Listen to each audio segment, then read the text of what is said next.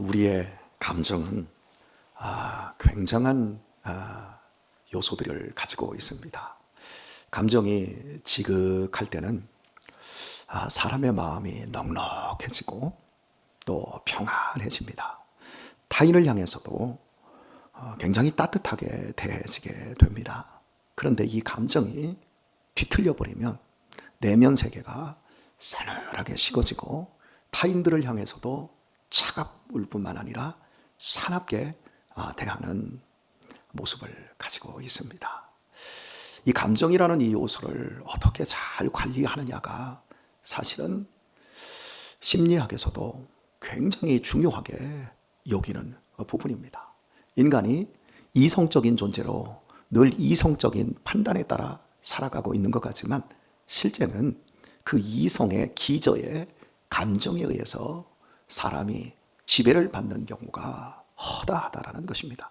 그래서 내 감정의 흐름을 파악하는 것, 이것이 지혜롭고 행복한 삶을 사는데 중요한 선결 요건입니다. 읽은 본문에서는 하나님께서 이스라엘 백성들의 말을 다 들으셨고 너희가 하는 말이 옳다. 너희들이 지금 이렇게 얘기했지. 우리는 이 말씀을 다 감당할 수가 없으니까 모세, 당신이 하나님께 말씀을 듣고 우리에게 말을 전해주면 그 말씀을 우리가 듣고 다 행하겠습니다. 이 말을 내가 들었는데 그 말이 옳도다. 하나님은 우리의 모든 말을 다 듣고 계십니다. 하나님은 목석이나 돌로 깎아놓은 우상이 아니라 우리의 모든 말과 숨은 생각까지도 다 알고 계십니다. 민수기 23장에서 너희 말이 내 귀에 들린 대로 시행하겠다라고 말씀하실 정도니까요. 그 하나님이 너희가 하는 말, 우리가 하나님의 말씀을 다 듣고 행하겠습니다. 그 말이 옳아, 잘했다, 칭찬을 한 겁니다. 그리고 이것으로 끝이 아니라 다 듣고 행하겠다고 신앙 고백처럼 말하는 것이 전부가 아니라 하나님께서는 곧바로 다만 이렇게 말씀하십니다. 네가 지금 한 말이 옳아. 네 기도가 옳아. 네가 지금 생각한 게 옳아. 다만 단서를 붙입니다. 그들이 항상 이 같은 마음을 품어 나를 경외하며 나의 모든 명령을 지켜서 그들과 그 자손이 영원히 복받기를 원하노라. 하나님이 그 뒤에 단서 조항을 붙이십니다. 항상 그들이 항상 이 같은 마음, 하나님 말씀해 주십시오. 우리가 다 듣고 행하겠습니다. 이 마음을 항상 품어 하나님을 경외하면 영원히 복받게 될 것이다. 영원히 이렇게 해서 복받기를 원한다 라고 말씀을 하십니다. 그리고 33절을 보면 너희 하나님 여호와께서 너희에게 명하신 모든 도를 행하라. 그리하면 너희가 삶을 얻고 복을 얻어서 너희의 얻은 땅에서 너희의 날이 장구하리라. 긴 장자를 쓰고 있죠. 그러니까 하나님께서는 너희가 일시적인 감정에 의해서 지금 이렇게 말하는 것이 옳아. 옳은데 이것으로 끝이 아니라 다만 항상 너희가 지금 말한 그 마음을 지키고 행해서 영원히 복받고 너희의 날이 장구하기를 원한다라고 말씀합니다. 그러니까 사람의 마음이라고 하는 것, 그것이 우리에게 하나님께서 박수 치실 만큼 맞아, 옳아, 훌륭해. 그런데 거기에서 그걸 계속해서 항상 유지하는 것, 지속 가능하게 만들어내는 것, 그래야 너희가 내가 너희에게 주려고 하는 복을 누릴 수 있고 장구한 날 새로운 삶을 너희가 살 수 있다라는 걸 지금 강조해 주고 있는 겁니다. 인간의 장점이 감정입니다. 좋은 감정입니다. 그런데 장점이자 약점이 바로 그 감정에서 나온다는 겁니다. 사람의 마음이 뜨거울 때는 못할 게 없습니다. 못 줄 게 없고 순종하지 못할 게 아무것도 없습니다. 그런데 감정이 뒤틀려 버리면 할 수 있는 것도 안 하고 줄 수 있는 것도 주지 않습니다. 어제의 내가 오늘의 나로 정말 무섭게 변합니다. 반대로 어제까지 내 마음이 아무리 뒤틀리고 아무리 차갑게 되어 있었어도 오늘 어떠한 좋은 자극에 의해서 마음이 뜨거워지고 마음이 부드러워지면 또 얼마나 사람이 아름답게 변합니까? 문제는 이게 왔다 갔다 한다는 겁니다. 나쁜 감정에 의해서 저 밑바닥에서 차갑고 사납고 이런 형태도 정말 불행을 자초하는 것이지만 왔다 갔다 하는 것 역시도 그 역시도 자신의 불행을 자초하는 겁니다. 하나님께서 당신에 대해서 말씀을 하실 때 여호와는 어제나 오늘이나 영원토록 동일하시니라. 우리를 향한 사랑에 대해서 동일하다는 거예요. 여러분, 이란에 전쟁이 일어나고 또 우크라이나에 전쟁이 일어나고 물가가 오른다고 해가 뜰 게 안 뜹니까? 해가 질 게 안 집니까? 봄이 올 게 안 옵니까? 여름이 올 게 안 옵니까? 아닙니다. 이 땅에 무슨 일이 일어나도 어떤 지진이 일어나고 코로나가 와도 일시와 때는 정확하게 그 운행을 지속하고 있습니다. 우리는 그것을 바라보면서 하나님이 얼마나 동일한 분이신지 성경은 캐논이라고 합니다. 캐논은 잣대라는 뜻입니다. 원래의 의미는 경전이라는 뜻이죠. 예, 잣대. 하나님의 말씀은 우리의 인생 속에서 내 감정하고는 아무런 상관이 없어요. 무시해도 되는 것이 아니라 이 말씀대로 살아야 그것이 기준이고 그것이 우리의 인생에 그 어떤 것도 흐트러짐이 없는 복된 삶을 이루게 되어진다는 겁니다. 기준입니다. 기준. 우리의 신앙생활을 가만히 들여다보십시오. 제가 목회를 하면서 참 듣는 이야기 중에 이런 이야기를 듣습니다. 교회도 별거 아니더라. 직접적으로 저한테 이야기는 하지 않지만 참 목사님도 뭐 다 그렇고 그렇더라. 막 이런 얘기를 아마 할 수 있을 것입니다. 뭐 이렇게 교회가 불의하냐? 이런 이야기를 제가 종종 듣습니다. 저는 그런 이야기를 하시는 분들을 보면 안타까워요. 그건 자신의 감정이에요. 제가 이 교회 안에서만 우물 안의 개구리로 22년을 이 교회만 섬기다가 85개 교회를 업무를 보는 노예 서기로 지난 1년을 사역을 했습니다. 그러다 보니 정말 많은 일을 경험하고 많은 사람을 만나고 많은 일들을 처리를 했습니다. 불의한 게 없었을까요? 있었을까요? 불법적인 게 있었을까요? 없었을까요? 가재는 개편 들어달라고 하고 개는 가재편 들어달라고 하고 초록은 동색이라고 하면서 뭐 이렇게 하고 저렇게 하고 어떤 분은 주먹구구식으로 말도 안 되게 그 과정이 얼마나 지난하고 세밀한 줄을 모르고 말로 딱 하고 안 해주면 그게 법이고 규정이니까 못 해주면 삐져요. 안 해준다고. 언제 저하고 친하지도 않았으면서 권 목사님 나한테 이럴 수 있어? 당신이 나한테 밥을 한 끼를 사보기로 해서 차를 한 잔 사주기를 해봤어. 친하지도 않은데 또 그런 일을 할 때는 친한 것처럼 또 그렇게 얘기하고 서운하다. 여러분 정말 불의하고 불법한 일들이 일어납니다.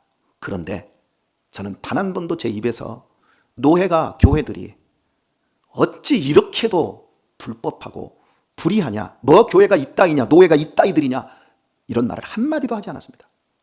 왜 그런 줄 아십니까? 내가 불의하고 내가 더럽고 내가 거짓되고 내가 음란한데 우리 교회를 내가 봐도 얼마나 한심스러운 목사가 목회를 하고 있는데 교회가 되는 게 기적이요. 교회가 망하지 않은 게 기적이라니까요. 제가 사실적으로 이야기했을 때 옳은 것만 따지고 좋은 것만 따지고 따뜻한 것만 따지고 합리적인 요소로만 따져가지고 우리 교회가 이렇게 부흥하고 이렇게 아름다울 수가 있는 근거를 여러분 한번 찾아보세요. 있는지. 목사님 열심히 하시잖아요. 따라서 합시다. 따라서 해주세요. 빛 좋은 개살구.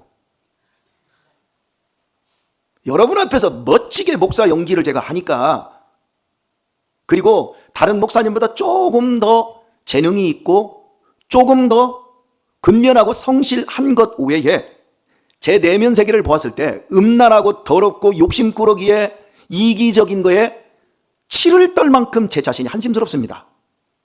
그런데 이런 만물보다 심히 부패하고 더러운 것이 사람의 마음이거늘 누가 이것을 알랴? 예레미야 선지자가 개탄을 했는데 제 안에서 예레미야의 그 개탄보다 100배 1000배 크게 제 안에서 그게 느껴집니다. 그런데 제가 목회를 했는데 이 교회 안에 새 생명들이 거듭나서 늘어나고 이 교회의 젊은이들이, 다음 세대들이 웃음꽃을 피우며 믿음 안에서 살려고 노력하고 작년 한 해도 거듭나서 새 사람 된 사람들이 있고 교회가 이렇게 따뜻하고 이렇게 행복한 것을 보면서 교회가 뭐 그래? 교회가 뭐 그렇게 불의해? 그렇게 교회가 불법적이냐? 어떻게 이 기적의 현장에서 이 기적은 안 보이고 그 불의가 보이냔 말이야. 따라서 합시다. 내 눈이 썩어서. 우리의 감정의 흐름을 들여다보시라고요. 저는요, 우리 성도님들을 가만히 보면 그만하면 됐다고 생각해요. 왜냐하면 제가 보면 저보다 다 저보다 나아요. 다 괜찮은 삶을 다 살고 계세요. 나같이 인생 정말 말종 같은 이 사람도 하나님이 붙잡으셔서 은혜 주시니까 오늘 이렇게 목사를 하면서 이렇게 잘 살고 있는데 우리 성도님들 가만히 보면 다들 괜찮은 분들이요. 특별히 우리 여자분들이 자기의 남편을 별로라고 느끼는 분들이 계신 것 같아요. 그래서 남편하고 뭐 이렇게 얘기하면서 부부싸움도 하고 뭐 그런 얘기들 자주 하시는데 부인 입장에서는 어떤지 몰라도 제가 목사로서 볼 때 남편들 그만큼이면 다 훌륭한 분들입니다. 술을 못 끊으셨어도 교회 와서 그냥 앉아서 예배 드리고 그래 나는 술도 못 끊었으니까 제가 참 못난 사람입니다 라고 하면서 그 겸손한 그 모습, 차라리 그런 분들은 술을 먹으면서 겸손한데 술, 담배 다 끊어놓고 저 술도 못 끊는 것들 그따위로 불의하고 그따위로 더럽은 그따위로 하면서 무슨 교회를 다니냐? 바가지 긁는 그런 사람들. 여러분 그런 교만과 그런 것이 더 악한 거예요. 사람을 바라볼 때 우리가 제대로 볼 줄 알아야 돼요. 앞으로 우리 교회에서 뭐 교회가 이러냐? 그런 얘기하는 사람한테 이렇게 얘기하세요. 너는 눈이 썩었어야 돼요. 지속성, 항상 일정한 것. 목사님, 설교가 너무 좋아서 감사합니다. 조금 있으면 그렇게 말했던 분들이 교회에서 안 보여요. 금요일에도 나오고 수요일에도 나오고 새벽에도 나와서 막 목사님 설교는 정말 꿀송이 같아요. 얼마 지나지 않아. 오늘 또 때리네. 오늘 또 치네. 그리고 예배 현장에서 잘 안 보여요. 다 자기 감정. 지금 우리가 각자 하나님을 똑같은 성부 성자 하나님을 섬기는 것 같지요? 내가 만들어낸 자화상으로서 하나님을 섬긴다는 거 아십니까? 성경은 성경대로 보고 성경은 성경대로 지식적으로 듣고 있지만 감정적으로 하나님에 대한 상이 우리 다 달라요. 성경이 말씀하고 있는 객관적인 살아계신 그 하나님, 우리의 말씀에 대해서, 우리의 말에 대해서 그래 네 말이 옳다. 항상 그 마음을 유지해라. 그래서 너희가 장구한 날까지 영원토록 복받기를 원한다 라고 하시는 그 객관적인 그 하나님, 실제적인 하나님을 우리가 믿기보다는 내 감정의 자화상이 만들어낸 하나님을 믿는 경우가 허다하다라는 거 여러분 아십니까? 그래서 늘 너를 타요. 동일하신 하나님, 우리를 위해 십자가에서 죽어주시고 영원토록 우리를 지지하시고 우리를 보호하시는 그 하나님을 오로지 믿으면서 처음과 나중이 똑같은 사람들, 나쁜 것이 똑같은 게 아니라 좋은 것이 똑같은 사람, 사회적 관계에서 그 좋은 관계가 똑같이 유지될 뿐만 아니라 처음에는 꽃 피우지만 마지막에는 열매로 더 아름답게 만들어지고 그 열매가 다음을 위해서 죽어가는 미랄로 걸음이 되는 이것으로 나가야 되는데 좋게 시작해서 나쁘게 끝나버려요. 그리고 나쁘게 시작했는데 여전히 나쁜 것을 유지하는 이런 사람들도 있어요. 하나님께서 지금 우리에게 주시는 말씀이 무엇인가를 보세요. 저는 여러분 기적이 보여요. 교회 안에 기적이 보여요. 하나님께서 우리 같은 사람들을 통해서 일구어 가시는 이 놀라운 은혜, 이 축복이 보입니다. 여러분들 역시도 이것이 보일 수 있기를 예수님의 이름으로 축원드립니다. 이 세상에 가장 강력한 약속이 있습니다. 그 약속이 결혼입니다. 결혼은 맺을 결자를 쓰잖아요. 무엇으로 맺어요? 약속으로 맺어요. 오늘 이제 문화가 참 저급해지고 가벼워지다 보니까 주례가 없이 결혼을 하는 것으로 자꾸 나갑니다. 자기들끼리 이벤트가 돼버리는 거죠. 이 결혼도 자본주의의 물결, 그리고 이 현세의 이 경제적인 이 테두리 내에서 어마어마하게 그 돈을 띠끼는 이런 곳으로 가세요. 결혼식보다 결혼이 중요한데, 결혼이라고 하는 이 약속이 중요한데, 사람들이 그 결혼이라고 하는 핵심을 잘 못 들여다봅니다. 주례자를 앞에 세웁니다. 주례자는 묻습니다. 당신이 지금 이 아내 여자에 대해서, 이 남자에 대해서 검은 머리 팥불이 되도록 사랑하겠습니까? 힘들 때나 좋을 때나 힘들 때나 따뜻할 때나 추울 때나 이 서로를 아끼고 사랑하겠습니까? 예. 그 약속 감정적으로 진짜입니다. 거짓으로 약속하는 사람은 없을 겁니다. 진짜입니다. 근데 시간이 지나면, 환경이 바뀌면, 자식이 생기면 이게 달라집니다. 가장 무거운 약속조차 천박하게 변하는 것, 그것이 인간이라고 하는 겁니다. 이런 우리를 향해서 하나님께서 지금 우리가 하나님의 말씀에 지금 은혜를 받았습니다. 예, 다 듣고 행하겠습니다. 그러자 하나님께서 항상 그 마음을 유지해라 라고 이야기를 하신 후에 30절을 보도록 하겠습니다. 가서 그들에게 각기 장막으로 돌아가라 이르고, 가라, 너희들 장막으로 돌아가라. 이스라엘 백성들에게 이제 그들이 말한 것에 대한 선택과 결정, 이것이 그들에게 시작된 겁니다. 하나님으로부터 받은 감동, 그리고 칭찬, 그것은 이제 끝나고 그들에게 진짜 순종이 시작이 된 겁니다. 우리가 예배를 통해서 은혜를 많이 받습니다. 아멘을 해주시면 감사하겠습니다. 예, 우리가 예배를 통해서 은혜를 많이 받습니다. 감동은 여기까지가 아니라 이 감동을 가지고 우리의 장막, 집, 직장, 우리의 삶의 터전으로 가는 겁니다. 그리고 거기에서 실제로 삶을 살아내야 합니다. 그것이 항상이고, 그것이 영원한 것이고, 그것이 장구한 날의 삶을 결정하는 겁니다. 여기에서 순종하고 여기에서 선택하는 것에 따라 우리의 인생이 달라지는 것이 아닙니다. 우리의 삶의 현장에서 하나님의 말씀을 항상, 내가 말한 것에 대한 신앙 고백에 대한 그것을 항상 번역해낼 때, 내 삶과 내 행동으로 번역해낼 때 우리의 인생이 달라지게 되는 겁니다. 여기서야 누가 순종하지 못하겠습니까? 여기서야 누가 좋은 결정을 하지 못하겠습니까? 다 할 수 있습니다.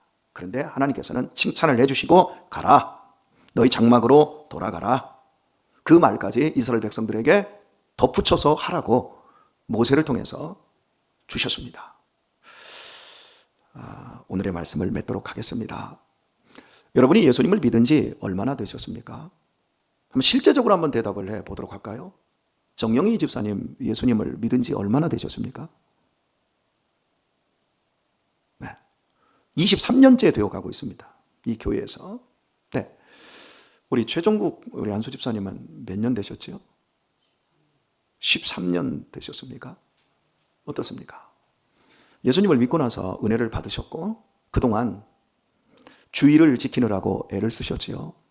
그리고 말씀을 지키려고 많이 애를 쓰셨지요. 예, 참 애를 많이 쓰셨습니다. 그런데 여러분이 지금까지 22년, 13년 열심히 말씀을 지키고 주의를 지켰는데 여전히 지금 내가 주의를 지킨다고 생각합니까? 주일이 나를 지킨다고 바뀌어졌습니까? 내가 말씀을 지킨다고 생각이 되어집니까? 말씀이 나와 내 가정을 지킨다고 생각이 되어지십니까? 정영희 집사님 어때요? 바뀌었죠? 예, 우리 집사님 벌써 묻기도 전에 고개를 까딱까딱거리십니다. 바뀌었습니다. 왜 바뀌었을까요? 하나님의 말씀을 그 말 우리가 듣고 행하겠습니다. 아멘. 이것이 우리에게 필요해요.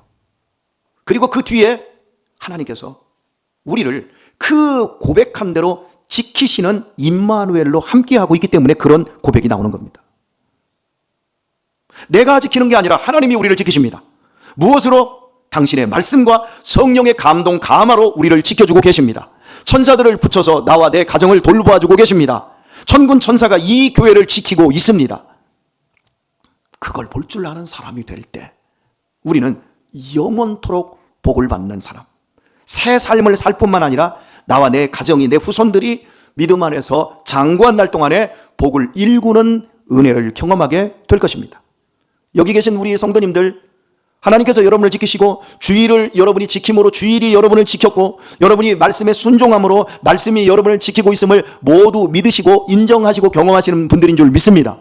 앞으로도 변함없이 그 삶을 여러분의 숨통이 끊어지고 여러분의 눈이 흐려지고 여러분의 발과 다리와 허리에서 힘이 빠져 못 움직일 때까지 여러분의 몸에서 흐르는 피가 식어지기까지 지금의 감동적인 그 마음을 꼭 유지하셔서 어제나 오늘이나 변함없는 영원토록 동일하신 하나님의 성품을 담고 하나님의 자녀로서의 그 삶을 완성해 내시는 우리 귀한 성도님들 다 되실 수 있길 예수님의 이름으로 축원드립니다.